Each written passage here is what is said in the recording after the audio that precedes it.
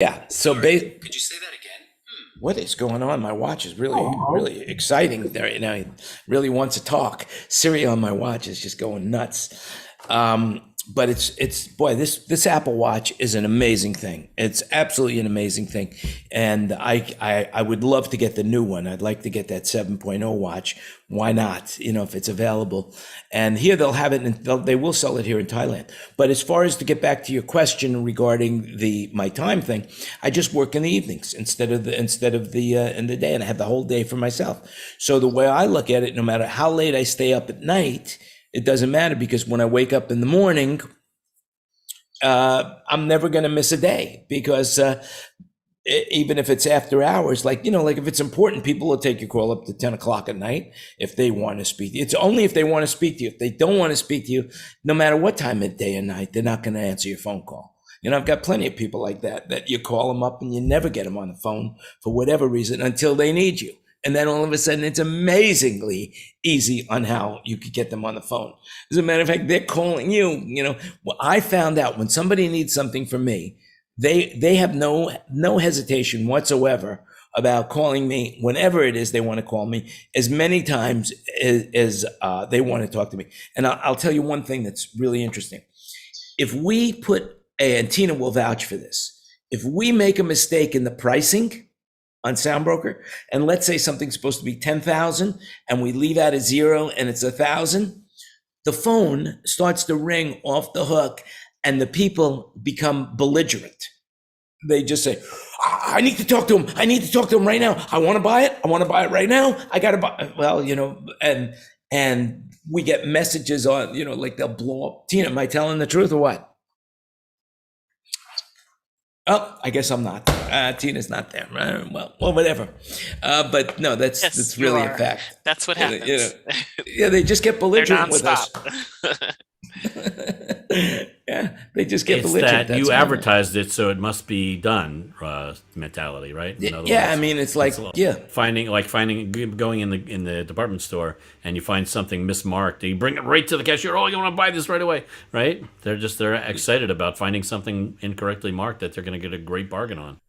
That's right. That's exactly correct. That's you're 100% correct. Anyway, welcome everybody to the RoundTable. SoundBroker presents the RoundTable. I'm your host, Jan Landy. I think.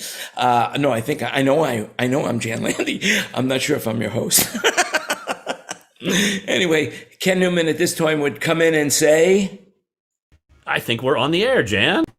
We're live. We're broadcasting live to Facebook, YouTube, and wherever other quality outages take place. Anybody affected by the Facebook outage?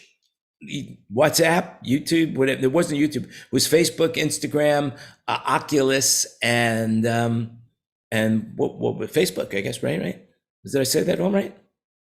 Facebook, was anybody WhatsApp, and Instagram. And Oculus, yeah. And, living here in Thailand right now, WhatsApp is like crucial. Nobody uses the phone here, the cell lines. Basically, everybody's calling everybody on WhatsApp. It's huge. And I hear in other countries, such as Malaysia, that's the main source of their communication. Whereas here in Thailand, they have multiple VoIP numbers, such as Line and the Google Hangouts and WeChat. Sometimes, I mean, in China, WeChat's more prevalent than it is here. But then, people, when you give them your cell phone number here, they prefer not to call you on a cell phone. They want to call you on either Line or WhatsApp. So when it went down, it was really devastating to a lot of people. Plus all those people that are really dependent on seeing how many likes they get on Facebook and YouTube. And I don't know why I keep saying YouTube, but Instagram. I mean, and of course that whole thing is, by the way, everything you hear today is an opinion. So if you want to check the facts, any way you want. Just don't take our word for it. Just, do your own research. Okay. So whatever you hear today. Okay, and those are the only rules. And welcome everybody. So, I gotta just say this. So they find out now that Instagram is affecting young girls. And TikTok is affecting young girls. And you wonder how that's possibly happening until you look at it and you see that the people, the good looking women, they've got zillions and zillions of likes, zillions of likes. And the average looking women, or the average looking people in total, we won't just say women, we'll say average looking people, not so much. I mean, I'll put up a really interesting video and I'm lucky if I get 2 or 3 likes and how many people look at it. But you see that if a hot looking babe puts up that same exact video, it would be off the hook how many likes they get. So, and if you're younger, you maybe judge your popularity by how many likes you get. And so that can really, and plus some of these people are just spotless gorgeous. I mean, is anybody following anybody on Instagram or YouTube, or Facebook or any of the other media services? Do you know what I'm talking about? I have no interest at all. Well, David, after the show, I'll have to let you watch some of my TikTok videos, and you will see what I'm talking about. No, I have an Instagram account because my daughter has an Instagram account, and I used to follow her until she got over 18, and I haven't been on it since. But that's because I'm of a certain demographic. But I do flip through TikTok every once in a while. There's So I know nothing what you're wrong talking with about, Jan. Instagram. Instagram is a sort of more friendly medium, if you ask me, than Facebook, and so it's less conflict going on there, it seems. Well, the question is how much time could we spend on Facebook and Instagram and all these different media services? Like, I find myself posting more than I find myself looking at it, and then when I do, I find it's much easier on the phone because I'm just flipping and flipping, and then if I like it, I click the heart button and like the videos. But it doesn't, one of the things that seems to, bother me about that is that somebody gives you some really bad news, and you want them to know that you looked at it. So you give them that I like your post, but in reality, you feel sorry for them, but you're still giving them, a like, rather than saying, hey, sorry, you're dying of cancer right now. That's all you can do on there. Well, on Facebook, they got the sad face with the tears or whatever now. Of course, on Facebook, but on Instagram, not so much. No. I don't know. Yeah, they're talking about doing that on Instagram, but haven't seen it yet. But who has time for that? Who has time really to look for the different, especially on a smaller surface like a phone, if you're doing that, But anyway, that's kind of interesting because they're going to be going through Congress. And I have a feeling that what we know of Facebook and Instagram and all the social medias their apple cart could definitely be upended. It just seems to me it's like with the Apple Store. There was nothing before the Apple Store. They created the Apple Store. They gave all of these people opportunities to make thousands and thousands and thousands of dollars. And now that the Apple Store is so prevalent, now people say, well, you know what? We don't want to pay you anymore to be in the Apple Store. We want to be able to do it without the Apple Store. And I just think that that's so unfair, What are your opinions on that? Wait, what are you talking about, Jan, about the Apple Store? Who's saying what? Well, before there was the Apple Store? Is that what you're saying? Well, Epic, who makes Fortnite, Epic makes Fortnite, sued Apple, saying, "Hey, we don't want to pay you. We don't want to really pay you for being on your Apple Store. We want to be able to get all of the money." Apple takes 30% for being on the Apple Store. And so in the Apple environment and Google Play Store, because you can't really go and you can't go to the Epic website and buy Fortnite. You just can't do it. So you have to, and they can't put a link so when you're buying extra things that you don't have to go through the Apple Store. And so they sued Apple, and they won in one way and they lost in another. But the reality is that what I'm saying is before there was the Apple Store, there was no way for these guys to get the development onto a device. Yeah, so let's be clear. You're not talking about the brick and mortar Apple Store at the mall. You're not talking about that store. You're talking about the online app store for the applications, right? That's correct. Yes, that's what I'm talking about. Okay, quite a different entity, but yeah, okay, got it. And now they want to say, hey, well, it's a monopoly, but the reality, it's like Facebook. There was nothing before Facebook except maybe MySpace. And Facebook just captured the imagination, got it out there. Instagram, they became big from capitalization, and now there are people that want to take it away from them and saying Facebook's too big.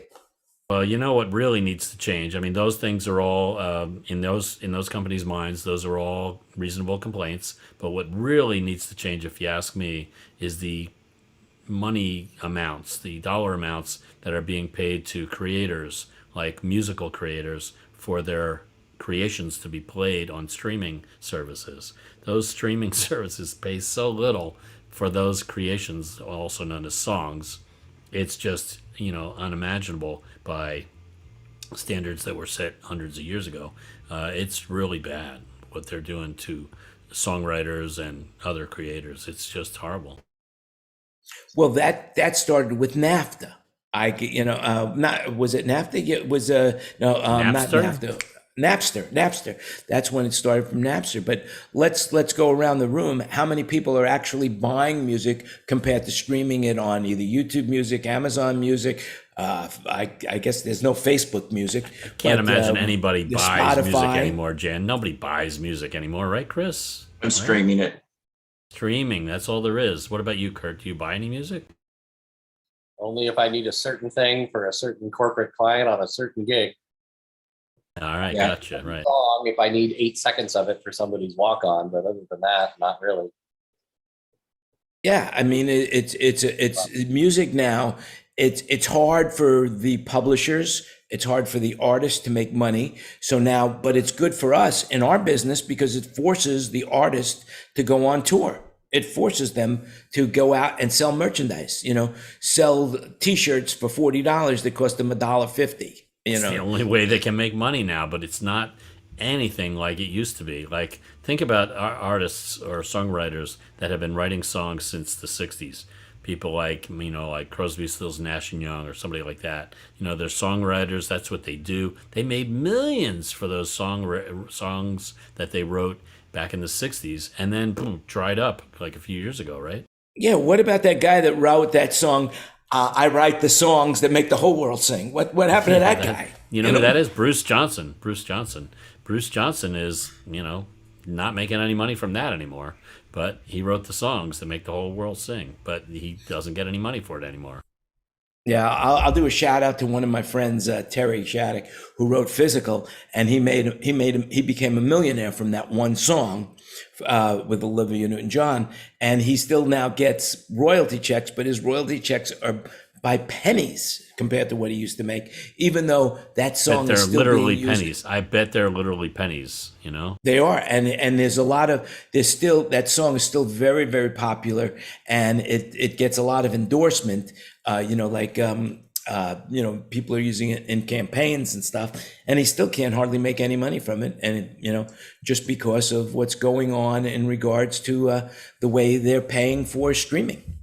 Yeah, how is that going to change? I sure wish it would change, and soon. Well, I guess the best way to do it is, if you want to make money as a songwriter, is to go out and buy a Powerball ticket, because that jackpot, I think somebody just won $700 million. $700 million. Anybody in the room want to admit? California. Anybody in the room want to admit that they won it? If I won it, Jan, I would not be here. Would I be here, Jan? Yeah, you would be here. What are you talking about? What are you doing it because you're poor? No, you're doing it because you love being here. I mean, I remember when in New York, I was living in New York, and you guys remember that? I don't know if it's still there because I haven't been in New York in a while, but do you remember the Silver Cup Bakery by the Brooklyn Bridge? I think it was by the Brooklyn Bridge, and all those lights. You remember that? Does anybody remember the Silver Cup sign? What was that? Yeah.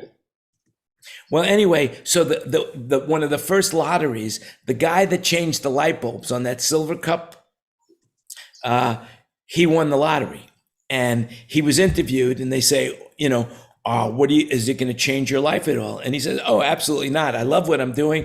I love changing the light bulbs. It's really a challenge, And then I saw an interview with the guy a couple of weeks later saying, well, are you still working for the Silver Cup company? He says, absolutely not. He says, I won the lottery. I'm up changing the bulbs. I'm reaching over, and I'm saying, what the hell am I doing up here?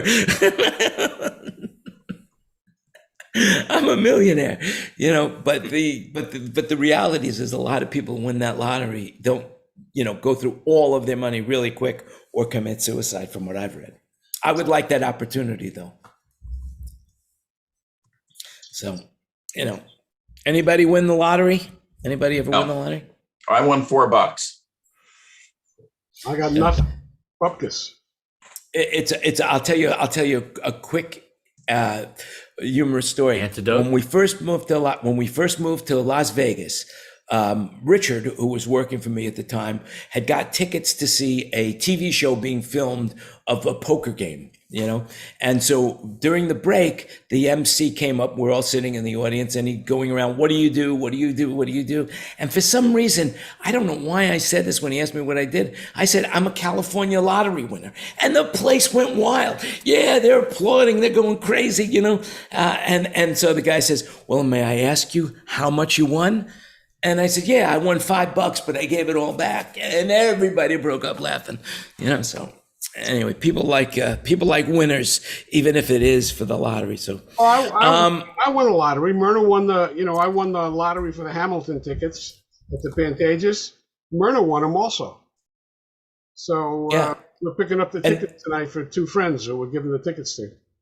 Yeah, you've been a big winner, David. You even won the Tony Roma rib eating contest. I believe. Yeah, free ribs for a year.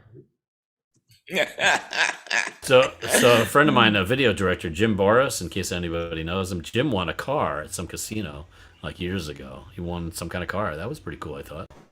Yeah, but then you got to pay the taxes on the car, He didn't seem to be bothered by that. Yeah. Well, you know what? I hope I would win the lottery so that way I could go and put my money, in Panama, with the Pandora Papers. Anybody have money over there? Any of you guys in this room have any money that was affected by the revelations of the Pandora Papers? I'd rather not talk about it. Hey, Jan, I got a question for you about the new media versus the conventional or traditional web page stuff. I mean, you're literally SoundBroker.com, but how has all of the other newer social media stuff affected the way you do business? Is it all still on the .com stuff, or is your communication shifting? Well, okay, so SoundBroker's been around for 20-something years already, since 1997. And one of the biggest mistakes I made was not following the Jeff Bezos method of selling everything. So I just stuck, when I started, more or less the same time Amazon and eBay started. And of course, they're huge, and we are just, we are industry specific. And, I can't go up to space like Elon Musk can. And Jeff Bezos. By the way, before I get back to that, I just wanted to mention that. Did you hear that William Shatner is going up into space on the Blue Origin? Yeah. I mean, is that not cool? At age 90, he'll be the oldest person having gone to space once he does it. That is so cool, man. Going where other men have gone before. So the question is, how's he going to pee? Come on, what 90-year-old doesn't need to pee every 20 minutes? So how's he going to pee? That's what I guess there'll be a tube. I guess I'm not going to want to. I said that's what Depends are for. That's what I said. Let's but put I was it this wondering. way. It depends. Work in space. Well, one would imagine that even without gravity, the little molecules would find their way into the gel or whatever. Coagulate, huh? Yeah, coagulate. That's the word we're looking for. I think fortunately, I don't have to worry about it. Anyway, the real astronauts already wear them on the spacewalk. Well, this is true. Yeah. Unfortunately for me, that I won't have that problem because I won't be sitting next to him because I didn't win the lottery and I can't afford a ticket. Is that if Jeff Bezos is doing his due diligence on this next launch, there will be a GoPro camera pointed at William Shatner. And just as they're getting ready to give the launch code, well, I guess, no, that's Patrick Stewart that would say engage. Wrong Star Trek captain. Never mind. Well, he could steal it from him. Nobody would know the difference. Take the helm, take the helm, take the helm. Yeah.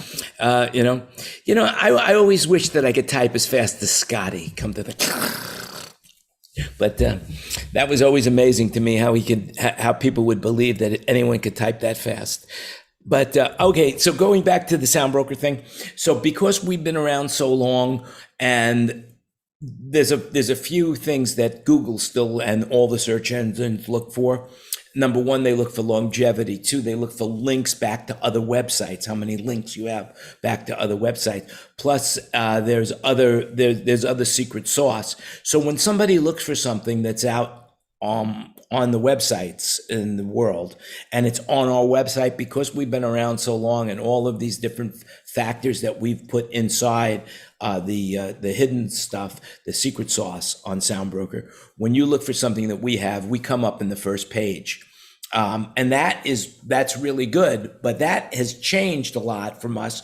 Whereas there's not a lot of people looking for gear. I mean, it used to be that we would get more traffic than the average porno site, but that has changed. So, but yes, you need a web presence today. If you don't have a web presence, then you really don't even exist, because everybody will look for you. But when they're looking for gear, they're not looking for company names other than manufacturers. So if you were looking for, let's say, a Barco projector, you wouldn't just type in Barco projector. You would put in the model number of what you were looking for, and that's how it would come up. Because when you do web searches, if you're looking for something, you're very specific in your web search, and if you're not, you should be. And so that's why we pop up. But are people still primarily contacting you through that portal, or are you getting more and more communication through Facebook and Instagram? That's kind of more. Well, we're getting a ton of inquiry from Facebook, but it's usually just wasted time. I mean, it's people that are just reaching out to us for things that we don't have or want to deal with. That's most of it. Our number one input comes from referral and repeat business, and then we get it from Google, and we get the Google, the AOL searches, the Bing searches, and DuckDuckGo. But for the most part, it's Google. Google is people say, "Oh, I saw you on Google. I did a Google search and you came up." That's what I hear more than anything else. But that could be a generic thing. Because if you type something into the Safari search bar, you have a choice of what engine you want to go through. Same with the Chrome, you do have a choice, I believe. So, but Google is the number one. Google is the number one place where people find gear. Does your Facebook and Instagram mirror the conventional website? So is the same data available? If you're looking for a Midas whatever, is it going to be? Do you find it on the Facebook page, or is it all that stuff only on the .com stuff? Well, Tina is responsible for our social media, and she's in the background. And so Tina, why don't you tell them what you do with our social media? I usually just put listings that people who want, who enhance their listing profile by one of our marketing offers. It doesn't mirror Facebook or everything doesn't mirror the social websites. It's just particular listings where people are motivated sellers or are hot list or something that we find worthwhile placing on there for them to find us back. Because normally the hot list and the motivated sellers will bring people to look at other items that they may need or want, but it doesn't mirror. Everything's mostly on the website. That's interesting. Yeah. To me, it's almost the opposite, but I'm more, I'm a provider. So I'm a service industry. Nobody ever comes to me and says, "Hey, I was looking at your website and we got this show, can you give me a quote?" It'll be, "I saw a Facebook post that a friend of mine sent or forwarded about a show you did," or "I saw your Instagram thing, hey, we need a PA in 2 weeks." So I get nothing out of having a website, and everything is switched to social media. Well, you don't find more of your referrals? I mean, people who have done business with you, or people who have done business with before, referring other people to you? Well, I get a lot of that. It's almost all word of mouth and relationships. But the stuff that comes in as a cold call never starts with, I saw your website. It always starts with, I follow you on Instagram, or I was talking to a friend and they sent a link to a Facebook post of a show you did. Anything that isn't direct word of mouth or a pre-existing relationship. The cold call stuff never has anything to do with the website. Right. Well, we're a little bit different because we're membership based. So you have to be a member to be able to buy from us. And so that's number one. And I would think that I would use more the Facebook and the Instagram post, just basically to get people to come to the website. But we're in a different thing. So we got like Ken Porter's in the room. So Ken, what about you? Where would you say your website presence comes in? Does Spectrum Sound have a website? I have a website. It's most informational. Sorry. Okay. 50th anniversary. My God, that is a scary song, boy. That is the most scary song. If you've ever, I was a Ferris wheel. That's a Ferris wheel song, isn't it? No, that's the Small World, isn't it? Small World after all. Okay. That song is that song's a horror show, Disney World, Disneyland. That's my doorbell. So Ken, talk to us. 50-year anniversary of Disney World. And Disney put me in business. Disney was the one. Morris Leiter got me in business. If it wasn't for Disney, I might not have had the career that I've had today. But Ken, talk about your website. So the website doesn't do much. Mostly information if somebody wants to know what I have, but most part, people that are cold calling are really not very. You really don't want to deal with them much because they don't know what they're looking for. They're usually looking for some rental for a school. Some wireless for a school that they don't know how to use. But most time it is relationships and word of mouth that we do most of the business with. Yeah. And Steve, what about you? Do you have a website out there? Does the website? Yeah, we do. How does that affect your business? Not a whole lot, like Ken said. Most of our business has always been repeat and word of mouth. That's you establish yourself and you do good work for people, they come back to you. Yeah. That's what's going on with me. The website has just got some information more than anything else. Right. It never leads to sales. Yeah, I would think that, well, mine's just the opposite. But from social media, it's very difficult for us to do things with social media. Even though if you go to soundbroker.com, there is a link that goes to our RoundTable. But basically, most of the people that are inquiring on that, it's worthless time. It's just worthless time, to say the least. But there are industries out there, and especially if you're a local industry, like if you're local and you take advertising, you could spotlight the local market. So if you're a shoe store, you could specialize that, hey, you're a shoe store in that local market. But and I guess if you're a local sound company or a regional sound company, you could advertise on Facebook and Instagram so that you are getting those people that are in your marketplace. But when you're dealing B2B, I don't really see where the social media campaign or buying advertisement on that is a very valuable tool. I might be wrong about that, but we haven't advertised since 2013. 2003. I haven't taken an ad out. What about you guys? Is anybody advertising on Facebook, Instagram, any of the social medias? Anybody? I just signed up for the Yellow Pages. Yeah. What's the Yellow Pages? You remember the big yellow book? Like 1965 called and they want their Yellow Pages book back? Telephone company. Yeah. There's now, I seem to remember receiving, at my house, I think, a new copy of the Yellow Pages. Yeah. And it's saying something about, this is the greatest Yellow Pages ever. Yeah, you're right. Whatever. Marketing. It goes right. What they're doing with the Yellow Pages, because I've seen it before, is the way they're marketing it is they putting in coupons into the Yellow Pages. So if you get the Yellow Pages, the local businesses are buying coupons so that you say, hey, I've got this coupon and I'm going to, I saw it in the Yellow Pages. And that's how the Yellow Pages are staying in business.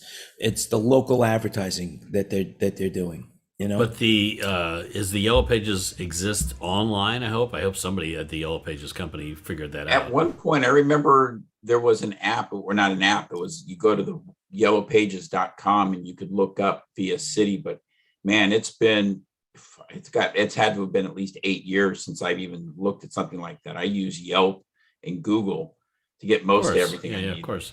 But isn't that interesting? What a transition. You know, 30 years ago, Yellow Pages was kind of all we had if we wanted to find a provider of some sort, right? Yeah.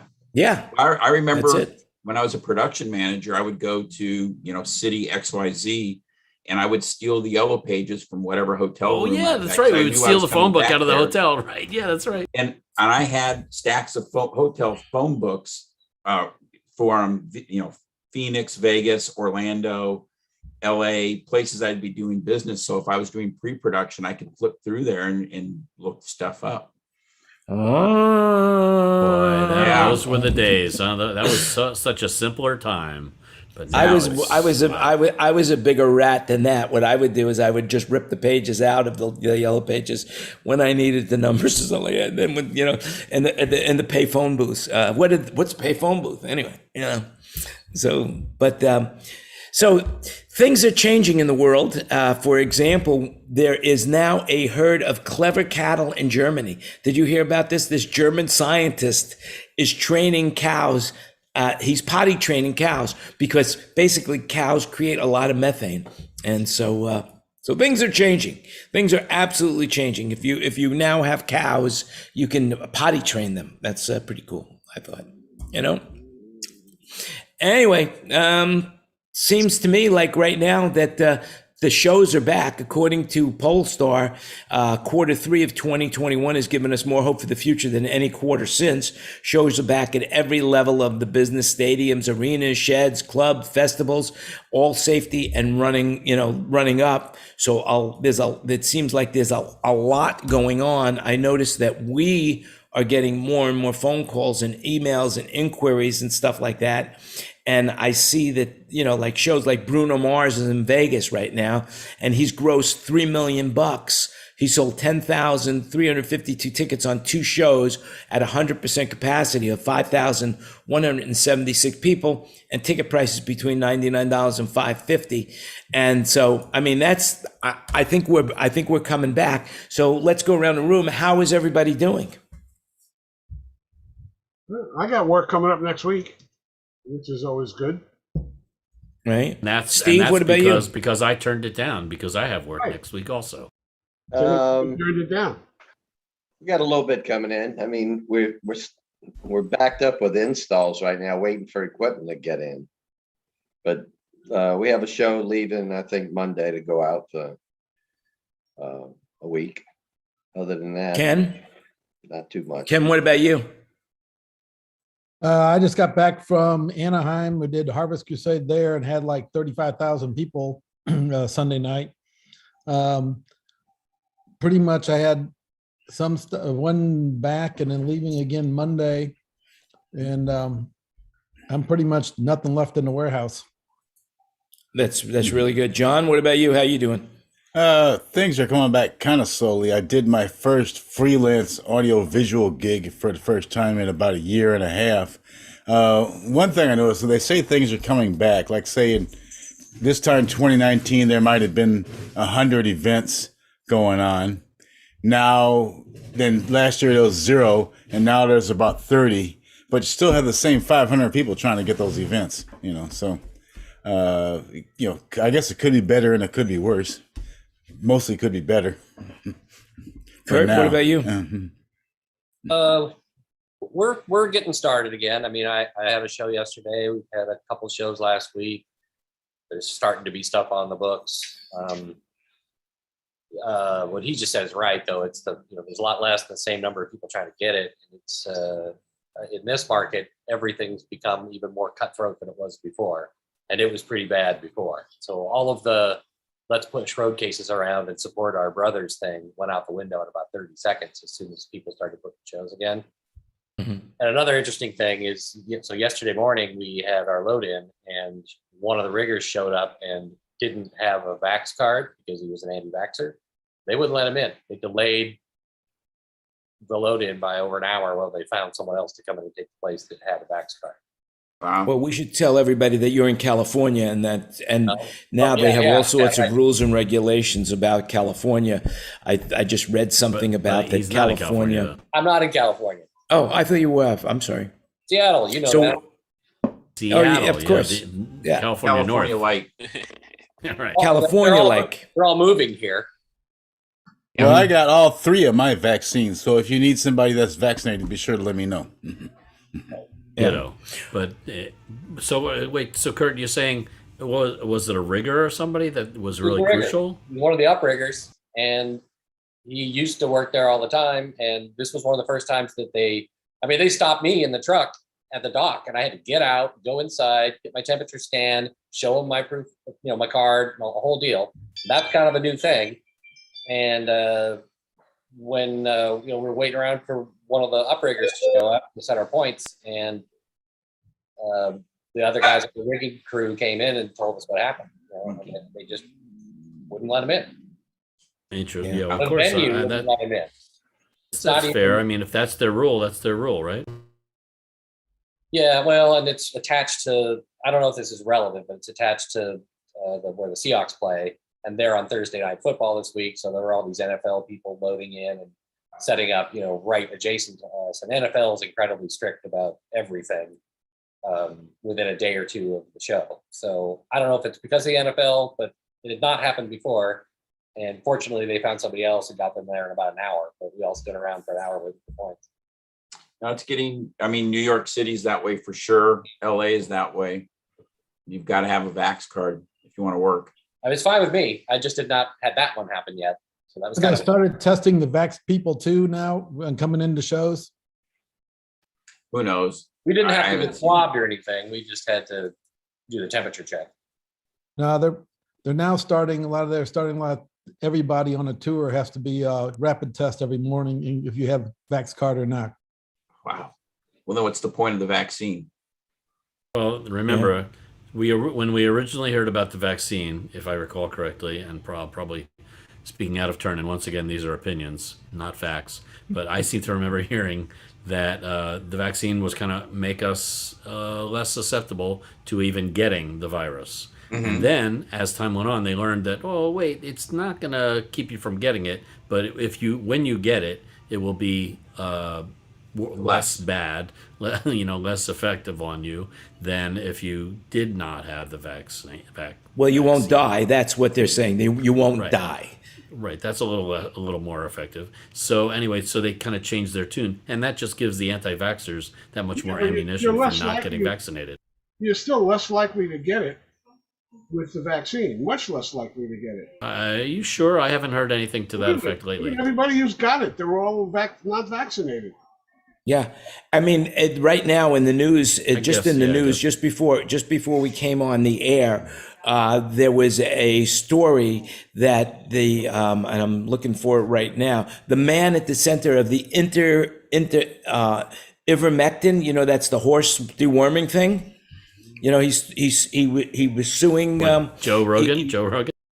No, this is a guy in Ohio. We'll put the link up. Man at the center of the ivermectin lawsuit dies of COVID-19. So, there's a guy, so an Ohio man whose spouse filed the lawsuit to have a hospital administrator give him ivermectin as he was fighting, so the guy's dead now because they gave him the ivermectin and not what he wanted, the monoclonal treatment. And the guy's, he's gone. So one less moron out there, It's absolutely what I find incredible about that is that doesn't stick. Like if I was against getting the vaccine or against this whole virus thing, I would say, well, that's pretty eye-opening. When you hear a story like that all these stories that we hear are eye-opening. But I guess people don't believe these stories or something.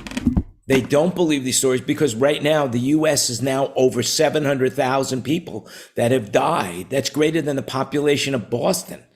The last 100,000 deaths occurred during a time when vaccines, which were overwhelmingly prevalent, that could save people from dying, they're not taking it. So it's like, the reality is that if they're not taking it, if they're not taking something that'll save their life, they don't believe it on their guys' deathbed, he didn't believe that he was dying of COVID. He just couldn't believe it, and there's more and more stories like that all the time. But there is some good news. I believe that Pfizer, and I think David was the first person to tell me about this, that Pfizer now has a pill coming out. And I think that's really going to change things.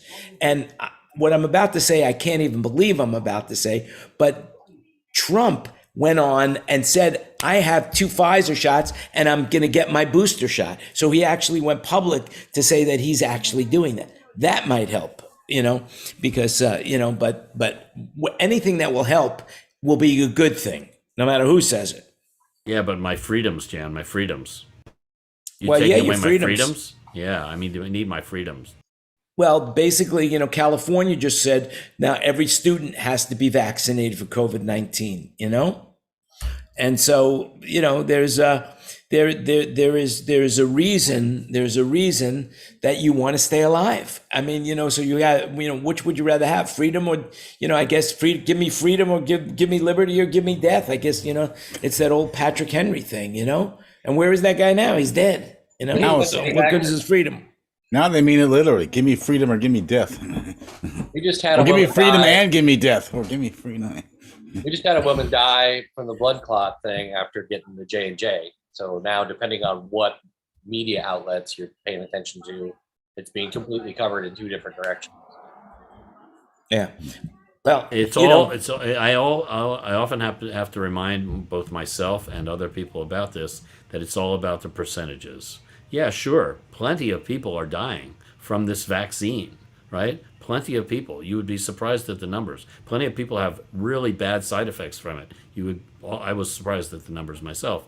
But the point is, those numbers are nothing compared to the number of people that are dying from getting the virus, and because they're not vaccinated. So it's all about the odds. You're just trying to increase the odds of living. That's all, right? Yeah.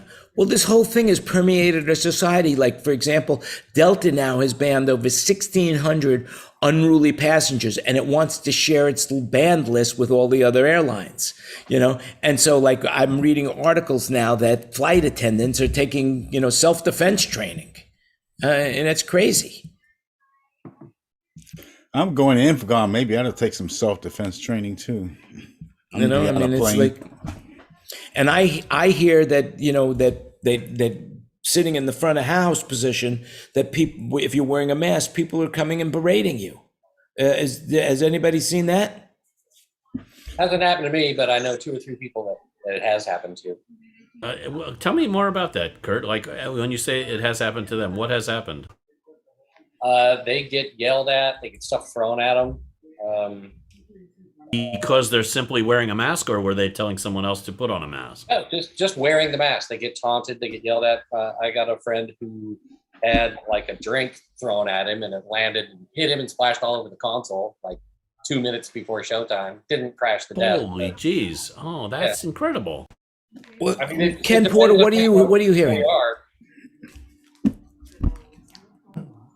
Ken, what do you? Because you're in the area of where people don't necessarily believe in masks.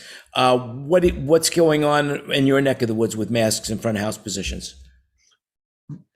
Are you hearing anything? It's been pretty decent. I haven't heard any problems about that. But more of, if you watched NASCAR and football this weekend, you have chants in the crowds of F. Biden going on, and the news people are trying to spin it to "We love you, Brandon," something like that. Brandon's number 1 or whatever. So they're trying to spin what they're saying, and they're trying to edit out any audio of the crowd noise now. Yeah, well, you've got people like Jason Aldean doing crazy stuff, like having his 3-year-old getting political. But we don't want to go down that route.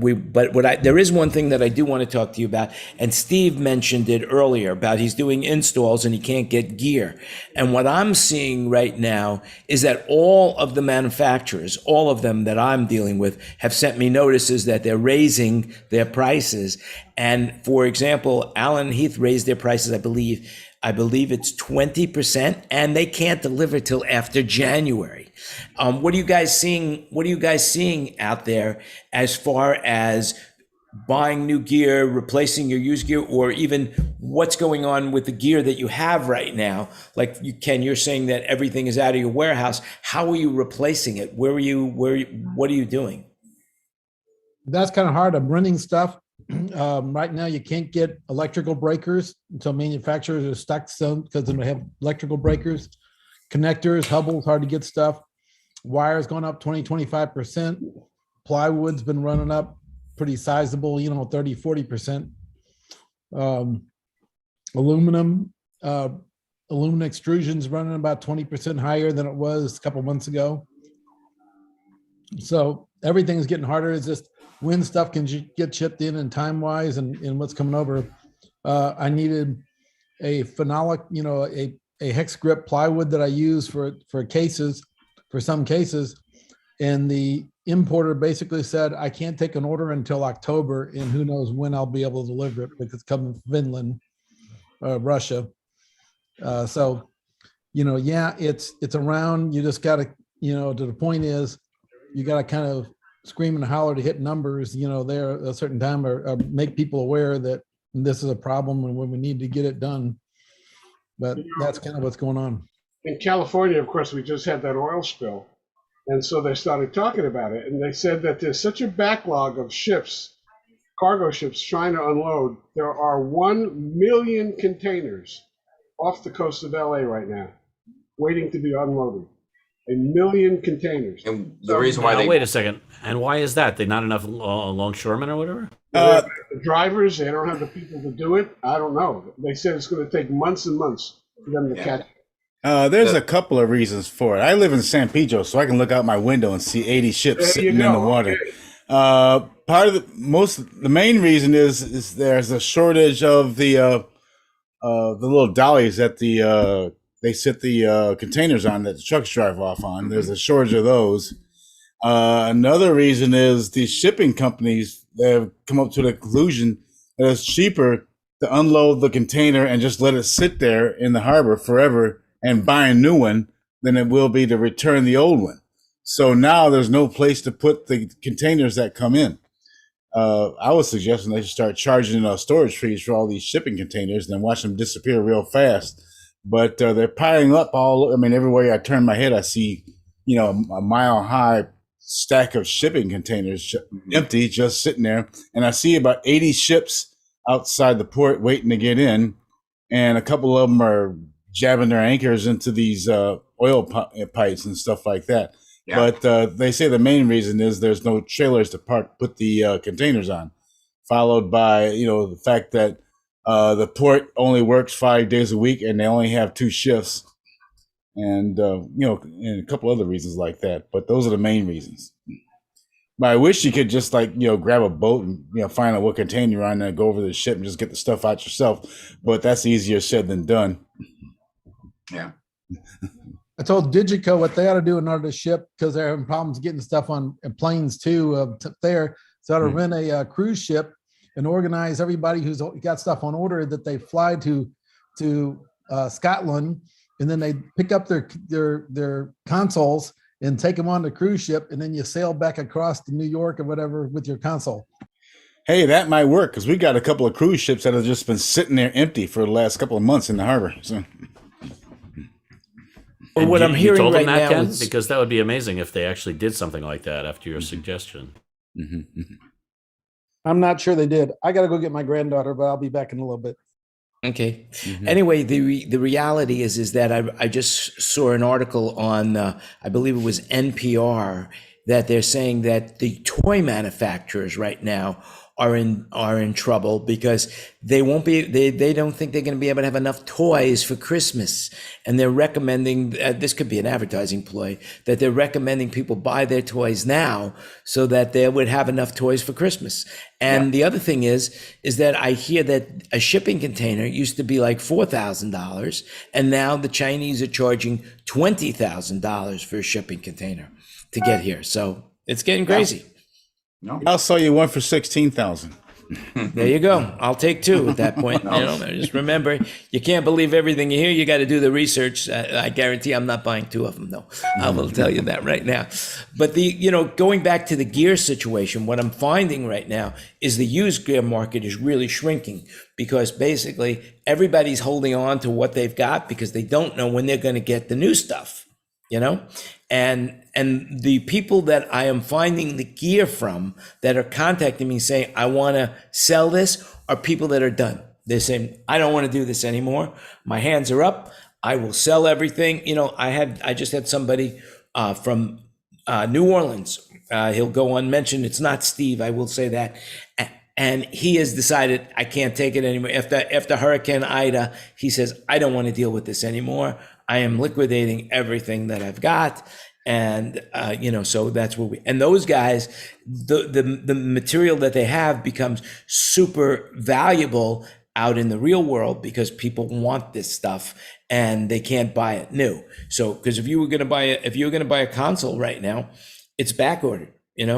Steve, what are you finding the back order is? I'm finding, like, for example, Allen Heath back ordered till January. I don't know what Digico is. I don't know I know you can't buy any Yamaha. I know you can't buy any Midas. What do you? What's going on? What other lines are you seeing that are back alive? Yamaha consoles are what's going to hold me up on like 4 different projects right now because we're not going to see them till next year. Yeah. And white flush mount 70-volt speakers. That's kind of hard to find right now too. What, generic ones or like Bose brand or QSC, anything? Tannoy, so that you can't get them. I literally How interesting. just now got an email about a small casino project we're working on with QSC speakers and some amplifiers that we needed, all 70-volt stuff. And they're telling me the earliest possible late ship November. date, March 8th, 2022. Oh, wow. For the amplifiers. Oh, how does that sit with your clients? What do your clients say when you tell them that? I just found out. So I'll find that out tomorrow. I mean, I guess a knee-jerk reaction from a client would be they're going to find a different vendor and they're going to go to somebody else. The reason I asked was because this is the first time is this client actually said, okay, the budget got approved, we're a go. Can you give me any idea if there's going to be any supply line issues? So the client is already expecting bad news. They just want to know how bad. Yeah. And by the way, it's not just our industry. It's every industry. Yeah, I can't get artichoke hearts at Trader Joe's, man. Come on. We need artichoke hearts. Yeah, I mean it's all sorts of different manufacturers or no matter what it is, because the semiconductor chips are hard to come by. So whatever you're looking for is starting to shrink. And the other challenge that we face is that years ago the manufacturers went to just-in-time shipping. So people would order it and then they would they would ship it out. Well, now that turned out to be a bad idea because there's no inventory in the pipeline. I have a 2-month back order for the little ball bearing sliders for the upper rack in my dishwasher. So for the next 2 months, I can't wash glasses in the top of my dishwasher. Holy shit, time to get a new dishwasher, but can you even do that? You can't get that either.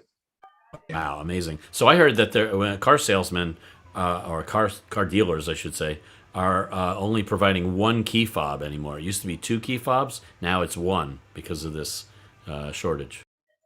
Mm-hmm. Well, the question is how long is this going to take for us to get over this, And Decades. The other thing is it's going to be 2030 before they fix this. And what's going on with the labor pool? I mean, how many people are, what's going to happen with the labor pool? Well, the labor pool will be there because people will need work. Whether or not they can actually do any of it is actually a pretty good question. I mean, as far as parts and stuff like that, I mean, now these chip companies are looking to build all their chips domestically, but it's going to take 3 years just to get a factory built, just to get one chip going. So but the labor is still there. Well, the reason I say that, because Polestar had an article in it, and we'll put the link in the chat, is that the reopening rigors of the industry contends with a labor shortage and production pricing problems. So, I mean, all of these things are taking place where it's just all around us what's happening, you know, So in every aspect of it. As I've been traveling around on the West Coast and talking to different partners, different production companies, the estimate I'm seeing and just discussing, anywhere between 20 and 30% of the skilled labor that was in this industry in 2019 is not there anymore. They've gone, they found a job at Home Depot or Amazon or wherever, and it's going to be an issue. I mean, there's still technicians and there's still technical talent out there, but it's getting hard, and it's getting hard as these shows start ramping up, even though we're only at 30% capacity right now, to get quality people. And you're having to bring new people in and train them. It's going to take time.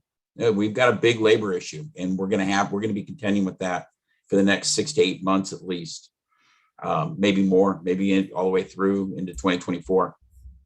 4 of the freelancers I use a lot moved to the Midwest because they opened earlier, they had less restrictions, and primarily the cost of living was way lower than Seattle. Yeah. They just left town. They're just like, we're done. Yeah. So, and to your point about manufacturing, I mean, you know, specifically Barco, there are certain items that we can't even give you a date. We're roughly estimating January 1, but it's based on getting DMD devices. So the stuff that TI makes, the digital micro mirror devices for the projectors, some of those TI can't even produce at this point. They're not giving us a time frame when they can produce them. So, and that's a major issue. And it's, to your point, Jan, it's not just Barco, it's everyone across the line that deals with display devices. Oh, it's not just display devices, speakers. Oh, yeah. Meyer sent an email out that they're raising their prices 6%, and you can't expect delivery till January, and they're having problems getting their rare precious metals to make the drivers. No, we raised our prices a couple of months ago. It was a 9% bump. You know, the question I'm asking people now is that now that companies have raised their prices, and I'm being generic now, not specific, but that they've raised their prices, is anybody going to lower their prices? Now that you've raised your prices, is who's gonna say, well, yeah, we're gonna decrease our price by 20% because we raised our price by 20% 6 months ago. You won't drop your MS. It will give you, theoretically, if the cost of goods, and that's the other side of this, right? It's supply and demand. So that semiconductor that used to cost you 3 cents to get a hold of it now in a timely manner may cost you 6 cents. Assuming that we get back down to those prices again, which we probably won't on our core components, it just means I'll have more margin, that if I get a bigger deal coming through, I can give you a better deal, but my MSRP is not going to drop. Absolutely not. Right. So the question is what's going to happen as far as inflation? Are we about to be hit with a huge inflation gap? We already are. And, does anybody are we feeling it? Are you guys feeling? Because here where I am in Thailand, I have no judgment of it because everything is so cheap. The dollar is as strong as it could be. Right as of yesterday, the dollar was 33.9. That's 33 for every $1 I have of US dollars, I get almost 34 of their dollars here, which is amazing. And there are so many values to be had. Like I go to the supermarket and I will buy a head of lettuce and it's only 40 baht. So you divide that by, it's nothing. It's just nothing. Milk is 30 cents. Loaf of bread I think the big indicator in the U.S. is the price of gasoline. And for those of us that don't have electric cars, we're really feeling that because it's up quite a bit, right? Yeah. Well, it depends on where you're at. I mean, Ken, down where you're at in L.A., when I had to refuel a few weeks ago, and granted, this was by Burbank International, I was paying damn near $6 a gallon. Up here in Sacramento, we're up over $4 a gallon. Yeah, I was surprised when I was in Vegas a couple weeks ago that it was up over $4 a gallon also, because it's typically $1 less per gallon in Vegas than in LA, but it was only like 50 cents less in Vegas than in LA. Yeah. So I thought, well, that's an indicator of something. That's weird. Yeah, well, were you in a standard gas station, or were you in one of those high price areas where they rip off all the tourists driving? No, I'm not. No, I wasn't. No, I'm at a regular neighborhood gas station. I went to a lot of gas stations, believe me, and the general price was about $4 a gallon for regular, and while in LA it's four and change, 4.40 or 4.50 a gallon for a regular. Yeah. And so that was Vegas a couple weeks ago. It was really surprising because usually it's in the threes when it's in the fours in LA. Yeah, that is interesting. Well, I'll say, guys, we're under $3 still. So Yeah. All right, good to hear. Good to hear it. No, but that's been the talking point, Jan, at least here in the United States. People I talked to for the last couple of months is inflation. And if the administration says that this is temporary on certain items, I'm not seeing that. I'm seeing inflation all the way through down to the grocery store and what I'm paying for a head of lettuce here. Oh yeah, and by the way, most people that would be inclined to blame it on the current administration. Well, you got to blame it on somebody. Yeah, it's the same old story. You get blamed for it during your time frame, whether it's truly your problem or the good side as well, right? If you had a great economy, typically that comes from the guy before you, or person before you, but you get blamed for it or you get the credit for it. Sucks to be you right now. Yeah, I mean, Sucks basically, to be in charge, right? Without getting political, this debt ceiling business is coming up really fast. They found a solution temporary solution for that, by the way, Jan. And by the way, that's all bullshit.